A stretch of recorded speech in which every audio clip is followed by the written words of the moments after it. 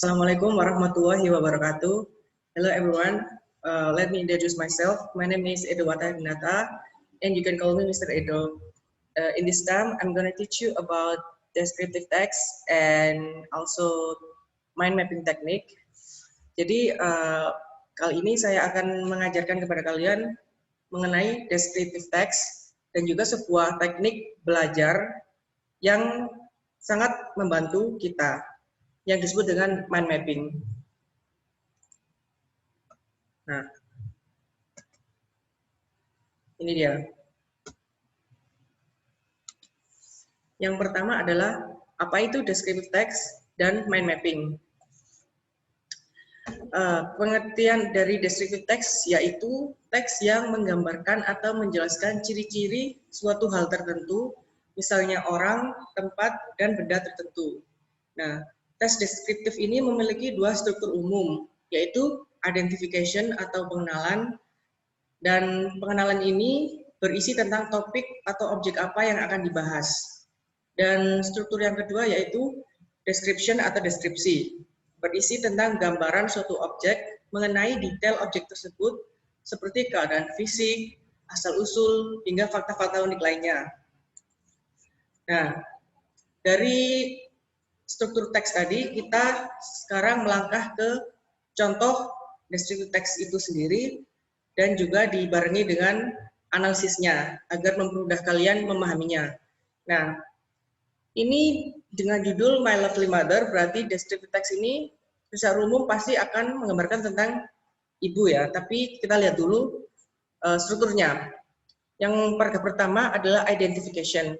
Nah, sesuai yang penjelasan pertama tadi, identification itu berisi tentang topik atau objek apa yang akan dibahas. Nah, di sini sudah benar, yaitu ada kalimat and here is my mother. Berarti sudah jelas bahwa topik ini akan menjelaskan tentang my mother. Nah, paragraf kedua yaitu description.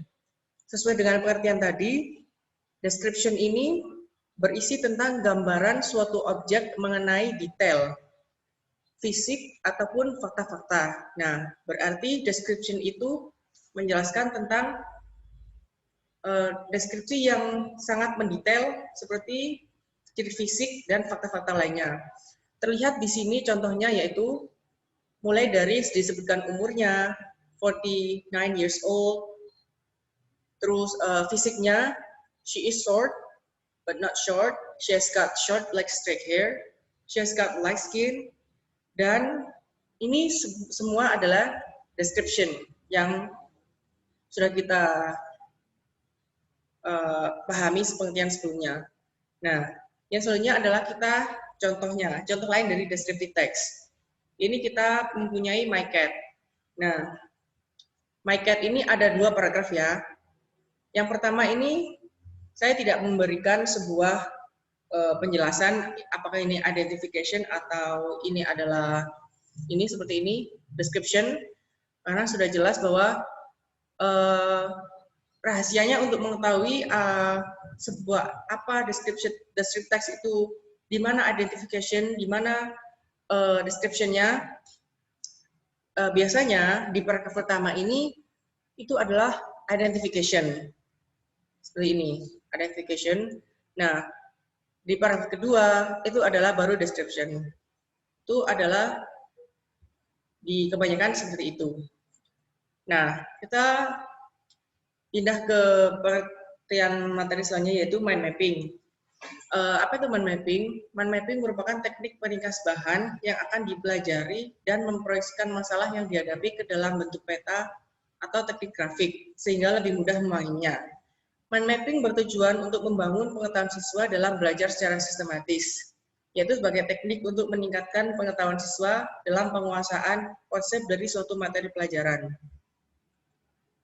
Nah, untuk cara membuat mind mapping dan bahan-bahannya akan saya jelaskan di video berikutnya supaya lebih jelas.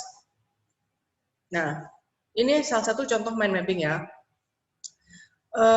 Di sini terdapat pengertian mind mapping sendiri dan beberapa manfaatnya. Nah, di sini ada tulisan jelas benefits. Jadi benefits mind mapping itu ada 3. overview, easy to memorize, dan simple, fast, and fun. Overview berarti kita ketika membuat mind mapping, kita bisa meringkasnya secara ringkas sebuah materi yang panjang itu menjadi pendek. Lalu manfaat kedua yaitu easy to memorize. Ketika kita membuat mind mapping, sangat membantu kita saat kita akan melaksanakan ujian tengah semester atau ujian akhir ya. Karena mind mapping ini seperti yang dilihat ini juga termasuk mind mapping ini semua ini. Karena mind mapping itu berisi sebuah poin-poin, jadi sudah pasti akan mudah untuk diingat. Simple, fast, and fun. Sudah jelas, ini sangat simple, sederhana, cepat, dan menyenangkan.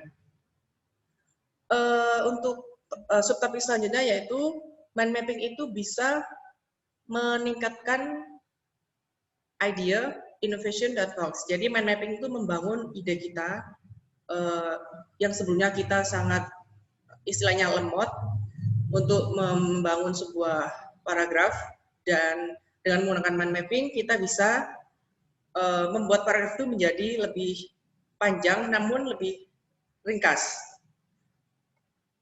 Untuk masalah waktu juga lebih efisien ya, karena dibandingkan dengan kita menulis description yang sangat panjang seperti biasanya paragraf, itu akan mempersingkat waktu lebih sedikit ketika kita menggunakan mind mapping.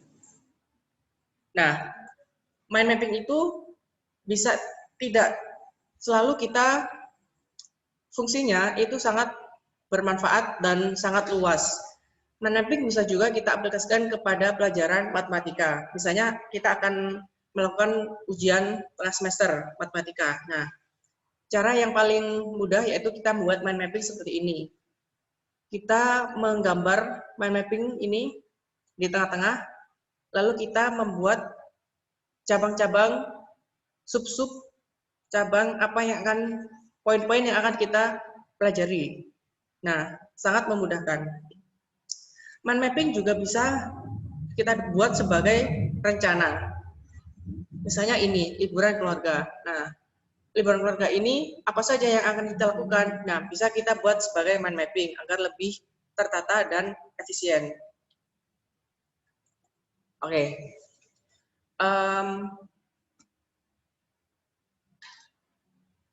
Untuk materinya seperti itu saja. Untuk penjelasan mengenai cara membuat mind mapping dan bahan-bahannya akan saya bagikan secara sendiri pada Google Classroom. Baik, itu saja. Semoga apa yang saya ajarkan kali ini bisa kalian pahami dengan mudah. Saya akhiri. Assalamualaikum warahmatullahi wabarakatuh.